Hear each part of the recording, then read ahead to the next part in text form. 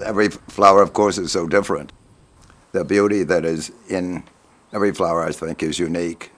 There are some flowers that have no, perhaps, charm about them, but I think you can find something exciting about any flower.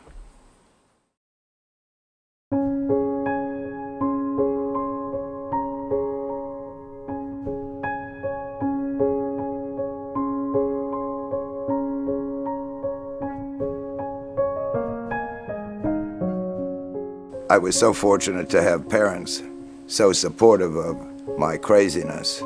Had chickens in the kitchen, the pantry, that my mother was kind to a lot to me, and rabbits, and every Easter rabbits, and chipmunks in cages and that sort of thing from as early as I remember. I was all involved with plant material and animals and fish and birds, and from the time I raised chickens, would go to Swank Hardware when they first put their peeps out, and the family had a farm in Dilltown, and I would take the baby chicks on the Somerset Dairy milk truck to Kramer, and then walk from Kramer to Dilltown with the baby chicks, and it was always great excitement. I started with the goldfish when I was in junior high school, and then started shipping goldfish all over the country, Railway Express, and that led to water lilies, and one tied into another, but it was always involved with pets of some sort.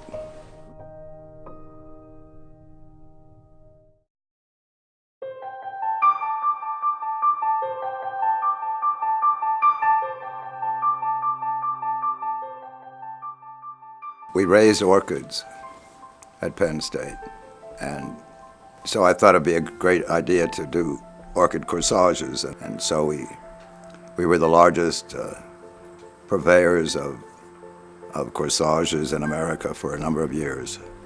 We had at times 300 women who would make the corsages, and then you had a very short window to ship it all in time for Easter selling, a matter of 2 days, and it was a challenge, but it was great fun.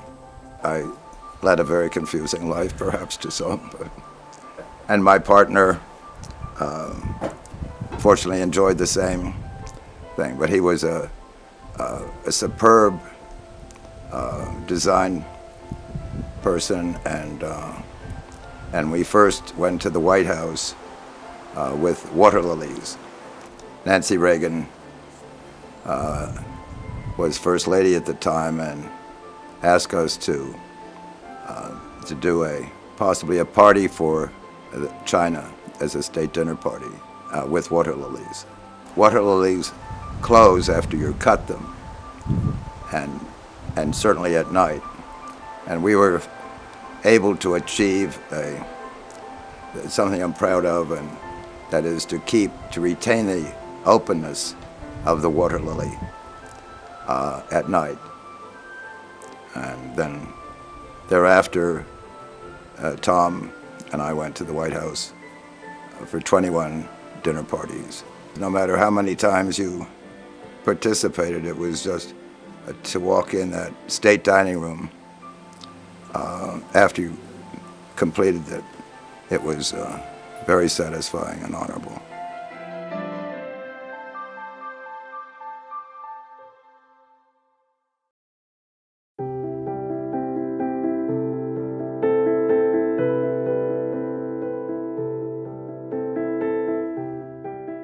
I was very demanding all my life about doing it right. My partner, Tom, was even more involved than I was. And so Tom's idea was to do a gala at the great place called Charles Schwab Estate. They had the gala here in Schwab Gardens, which was an amazing setting in itself, but they just transformed it so that it was nothing short of magical. His work ethic was just legendary. He was tireless and a perfectionist, and that included having the perfect roadside wildflowers to the perfect slenderness of the green beans served at dinner, to having the stairs on the fountain scrubbed to perfection. When they put these nights together, they brought not only the hard work, not only the vision that they had, but they made substantial contributions, not only their time and labors, but the circle of friends that they had formed over the years became involved with this organization as well, and were instrumental in giving this organization a good foundation. And so it just went on from there. We had everything from an elephant to, it was out of the box, but we were able to do it. We were, at that point, doing a lot of very large parties in Pittsburgh for prominent Pittsburghers. We'd done grand parties from New York, 3 in California. I mean, we were very privileged.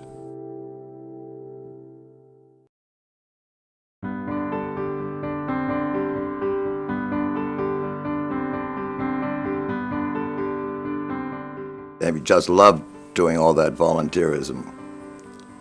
And that was his name. And the same in the Johnstown Symphony, he just would go all out to do the parties, to do the fundraising. And he brought that as a great gift to us because it just worked. He was my stabilizer, so to say. And instead of my going off on another wild happening, he was, so everybody loved him.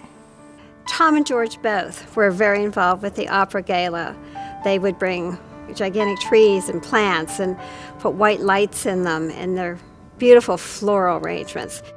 And when the doors opened and the people came down for the post-concert reception, it was just filled with white lights and beautiful flowers, and it was just magical when you walked in there. It was because of Tom's encouragement that the Associate Concertmaster's Chair was endowed by the Board of Trustees for $40,000.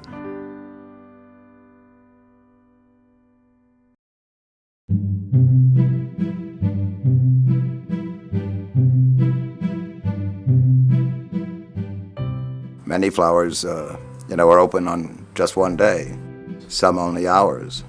I think it's momentary beauty, and perhaps that makes it even more alluring, that the momentary joy that we receive, and it's until it has fulfilled its purpose for that, which is, in a sense, procreation of that flower.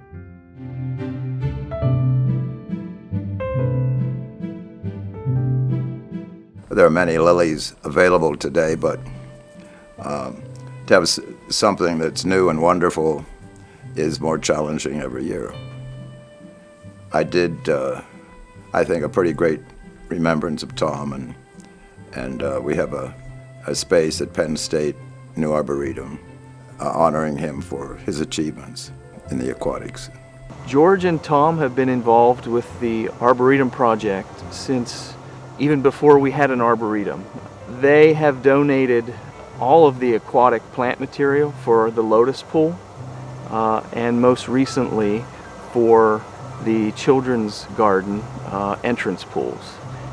The hardy lily Thomas O'Brien is one of our favorites in the lotus pool, not just because it has Tom's name on it, but it's a beautiful pastel shade of pink and yellow. It's just a popular flower.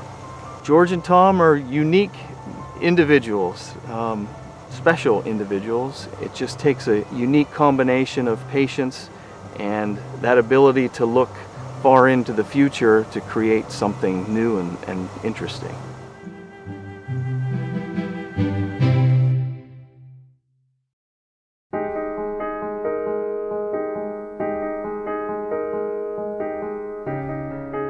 Generous would be one.